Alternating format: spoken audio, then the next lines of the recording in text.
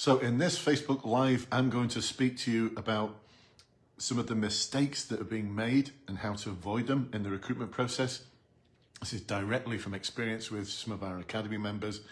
I'm going to answer your questions. Some of you have been asking some really insightful, good questions inside the Facebook group.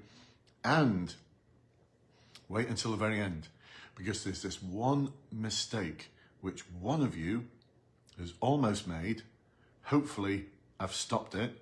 Hopefully, I've prevented them destroying their whole police recruitment journey just because of one simple, stupid mistake.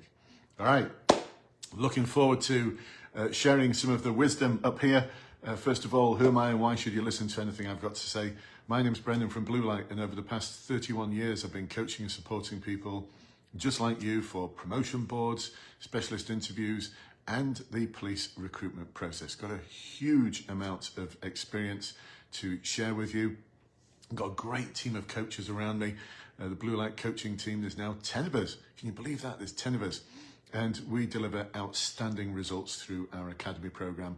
If you'd like to find out more about that, then ask in the comments or message me. This is where we work with you one-to-one, small group practice webinars, a ton of online material, and we actually guarantee the pass as well. How cool is that? If you don't pass, we give you your money back. All right, let's dive in. So first of all, Owen asked a question, have you got any tips for the online assessment center? Now, I could write a whole book on this. Actually, I think I have. And there's a new book coming out, by the way. It's in its preparation stages at this moment in time. It's going to be more international, though. It's going to apply to forces all around the world. How cool is that? Anyway, more about that another time. So, yeah, I could write a whole book on this, Owen, but the first thing I'd say is structure. Like, for the written exercise, the briefing exercise, and the interview, structure is everything. So for the interview, we need to have a really good structured approach that makes it really easy for the assessors to assess. And we use the SAL process there for answering questions. We don't like STAR, it's too limiting. It was designed for people who want to join a bank or something like that. But for the police sector, delivering a 5-minute answer, and yes, please do talk for that 5 minutes, because whilst you're talking, you're scoring. We use the SAL structure. That stands for situation. There's lots of little sub areas to that as well.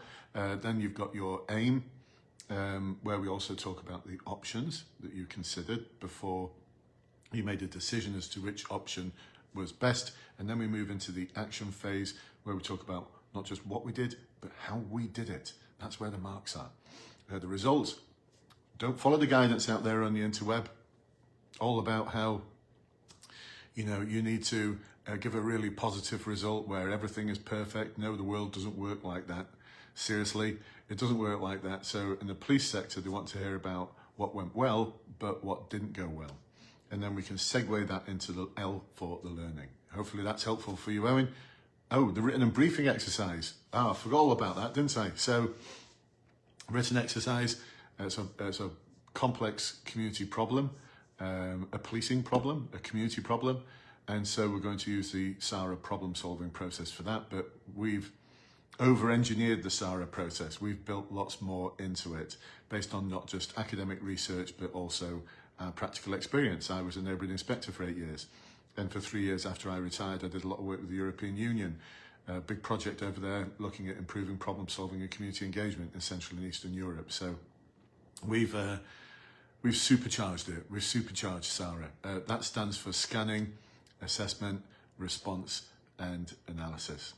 There's lots more little subheadings to it as well, though. The briefing you ask. All right, this is where you're going to have to speak about an incident at a college that you're dealing with.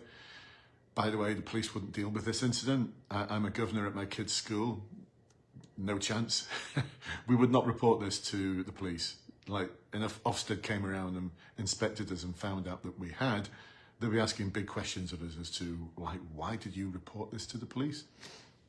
So we've got to put ourselves in College of Policing la la land. This is where someone at the College of Policing believes that the police would deal with an incident like this, and seriously, they wouldn't.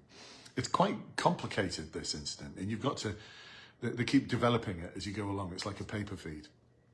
And you've got 12 questions to answer, and you've got 3 minutes to answer each one. So that's 36 minutes worth of talking. So again, a highly structured approach is going to get you everywhere. And we use things like the National Decision Model. We've adapted it a little bit. We also use CUDSA, which is a conflict management tool, non-contact conflict management tool. That stands for confront, it stands for understand, define and summarize, seek solutions, assess progress, and what's the desired result. We also use things like risk assessment models. So just look at my notes here, make sure I don't miss anything. Some more for you, Owen. Let's give you some more tips, shall I? Shall I give you some tips from an actual coaching session that I did the other day? Shall I? Yeah, I did a coaching session with one of our clients where we actually practiced some questions from our question bank. We've got a question bank which has helped so many people to succeed. It gives them an idea of what the questions might be and what the questions are looking for in terms of little subheadings to make sure we include all of them. 3 things, though, big mistakes that this individual made. And the thing was, the example was brilliant. It was a brilliant example. But they kept saying we. I can't assess you if you're saying we. All I can assess is when you say I, because if you say we, I don't know whether it's someone else who did it or the thing that you're explaining or whether you did it. So you've got to make sure there's an I in there. There's no we, there's only I. I know what you're saying. Like, well, as part of the team. Yeah, what did you do as part of the team? Next, using vague phrases like we established, we had a conversation. How did you do those things? Like, that's what you did, but how did you do it? I can't mark you if you just say we established, because that's meaningless. It means nothing. Or I held a meeting where I discovered. How did you do those things? In detail. You've got 5 minutes to answer your question, so it's the detail that gives you the marks.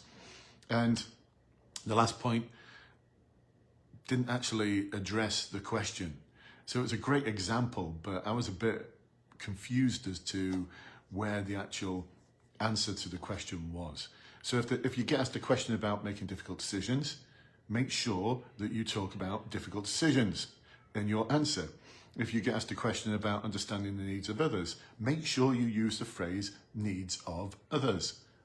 I know it sounds so simple, but so many of you don't do that. And it's like wading through treacle to try and find where the actual evidence is. Like I said, it was a great example. However, it would have failed for those 3 reasons and a few more things. So what we did is we did it again and we made it awesome. And that individual is now going to pass. So sometimes it's got nothing to do with you as a person. It's how you present yourself.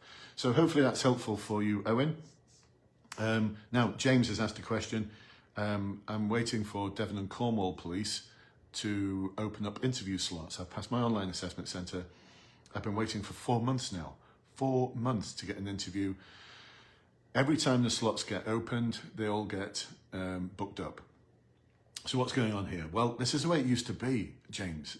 Before Uplift, before the police service was recruiting vast amounts of officers, this is the way it's always been. So it's not unusual. Now, forces will either invite you to interview based on two categories. One of them is first come, first served, and I think that's what's going on here in Devon and Cornwall. However, it could be geographic as well. So Devon and Cornwall, huge geographical area. Some areas, they need officers more than others. So we've seen that happen in the past. If it's an area where they don't really need that many officers, then you're going to go to the back of the queue.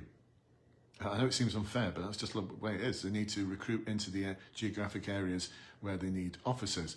So make sure that you've made it clear that you're prepared to work anywhere in Devon and Cornwall. So first come, first served. You've just got to check your email religiously, like almost every hour. Make it a thing. Set a timer on your phone, an alarm on your phone, so that every hour you're checking your email, because there's no point in you checking it at the end of the day only to find the email was sent to you in the morning to book the slot, interview slot, and you click on the link and it's all booked up. It's just no good, is it? Other forces invite people to interview based on their score. So, and there's no rules that say you've got to do it either way. So it doesn't look like Devon and Cornwall are doing this, but other forces will do that. They will invite you to interview based on your online assessment centre score. And there's a few forces out there that have made that clear on their website, that we will recruit people based on their score. So we've got to get a high score. Got to get a high score. All right, next, Colm asked a question about, can I use ChatGPT to help me prepare for my SIFT or my interview? I've tried it. It doesn't work. Doesn't work. The thing about ChatGPT is it will give you loads of cliched buzzword answers, but it won't actually give you the detail that's needed. It'll tell you what to do, but won't tell you how to do it. So it's the how that's important. I keep talking about this. That's where the marks are. A well-practiced how for any interview question or for the SIFT or for any of the exercises, that's where the marks are. ChatGPT just doesn't get it. I've asked it, I've drilled into it and said, I want you to imagine that you are. And I've given it a really big brief about the sort of person they are. Now can you give me the detail in terms of how you would do the thing? And it struggles. It's not got a beating heart, not yet. So ChatGPT, I'd leave it. And don't try and use ChatGPT to answer interview questions or the written exercise on the online assessment center or anything like that, because quite surely College of Policing has already got like AI monitors, so it's monitoring what you write and say, and if it feels as though this has been developed or written by AI, then that's a surefire way to fail. And like I said, it doesn't work. I've tried it, I've tested it, it doesn't work. So Colm, hopefully that answers the question for you. Remember, keep sticking with me on this one, because at the very end I'm going to talk to you about the thing, the one big mistake that I saw today in the Facebook group. Oh my goodness, like seriously, it would lose you your position. All right, before we continue, we've got some more cool stuff coming up on this live. I invite you to consider joining our Academy program. This is where we do one-to-one, small group practice webinars, ton of online material, a guarantee of a pass. How would you like that, hey? A guaranteed pass. For those members who we accept into the Academy, we guarantee the pass, which means if you don't pass, you get a refund, like full refund. How fair is that? Like to find out more? Ask in the comments, or at the very top, if you're watching this on the recording, there'll be a link to complete a form. It takes no more than 5 minutes. We take a look at it, we invite you for a call, spend about 45 minutes with you, an hour with you, working out whether you'd be a good fit. And if you are a good fit, we'll invite you to the Academy. It works both ways though. You've got to make sure that we're a good fit for you. Make sense? All right, awesome. Let's continue. So Natalie has said, I've got my interview at the end of October. Now it's the beginning of August now, so that's like 3 months away. Whereas someone else I know is being interviewed now for the same position, the same route. What's going on here? This sounds like a talent pool. It's just quite clearly it's a talent pool. People being invited for interview based on their scores. So Natalie, it doesn't mean to say you're not going to get a position, it just means it might take longer, and it just means you've got to score better on your interview, because the intake sizes for a lot of forces are getting smaller, or they're just cancelling intakes, where they thought they were going to have 4 intakes, now they're having 2. Where they thought there was going to be 30 per intake or 50 per intake, it's now looking like 20 or 30. They're reducing the size of the intakes. Why? They've got no money. But they're not stopping recruitment like they did in austerity. That was a big mistake. And a lot of the forced recruitment teams we've spoken to have said that we should never have done that. Because all that happens is all the tutors move on, all the trainers move on, the recruitment team moves on. And when you've got to set it all up from scratch, oh my word, that's hard work. And it creates a big gap in the force as well. So I want to be recruiting consistently, but it's just smaller numbers now. So that's what's going on there, Natalie. But it gives you plenty of time to prepare and make sure that you completely and utterly ace your interview. All right, let's move on to the thing that could fail you. I'm not going to mention the name of the individual, but they posted a conundrum to say that I've got my interview next week, but I'm at work. What do I do? And the advice from so many of you was pull a sickie. And this individual actually said, should I pull a sickie? Should I call in sick? Seriously, no. But when you call in sick and you're not sick, that's called a lie. And if you're going to be a police officer, you don't do lie. And if you do lie, you will be out of a job. Seriously, you will be. It's an integrity issue. You'll be straight out. Anyone who lies in the police is out. Because being a police officer requires the highest levels of integrity and honesty. And this is where it'll back. You go. So yeah, sorry, we lost the connection a little bit there. So you pull a sickie, you go for the interview. If you succeed in your interview, you are then going to go through something called vetting, where they're going to send a request to your employer for a reference. So you need to have this conversation at some point with your employer. So your employer turns around and goes, joining the police, huh? So you've been for an interview. When was your interview? And you're there going, it was 2 Wednesdays ago. Let's just go through the notes. 2 Wednesdays ago, you called in sick. You're in a very uncomfortable position now, aren't you? You can either dig deep and lie, or you've just fessed up, or if they're a good manager, they'll work out that you're telling a lie anyway, and they'll dig deep and they'll ask you questions. You'll get all confused. So if you try to say that your interview was on a day when you're off, then they turn around and go, that's strange. Didn't you say that you were at the beach with your friends on that day? Once you start telling one lie, it becomes harder to tell several more. You dig yourself a big hole. And then it all comes out like, so you said you were off sick, but you went for an interview to join the police. Well, they've just asked me for a reference. Guess what my reference is going to say? Can't be trusted. Told me a lie. What do you think the vetting team are going to do when they get that? You're out. And you've got no grounds for appeal. Like 0 grounds for appeal. So, look, you've just got to have that conversation. Okay, it might be a difficult one, but you've got to have it.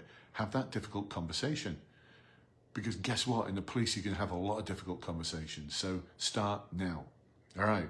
Hopefully that's going to be helpful for you. Like I said, I'm not going to mention the name of the individual. I'm not going to mention the names of the people who said pull a sickie. You want to be a police officer? You don't pull sickies for interviews, because it will backfire on you and you will regret it for the rest of your life. Seriously, because you will fail vetting. All right. I know it sounds like a bit harsh, that, or like a bit of a dad talk from me, but seriously, don't tell lies. All right. Let's cheer things up a little bit. All right. Awesome stuff. So hopefully that's been helpful for you all. If you've got any other questions, please do let me know in the comments. If you're one of our Academy members, I'd love for you to put something in the comments to say how you found it. Hopefully it will be good. I've just seen a couple of individuals who are in our Academy pop up on the feed.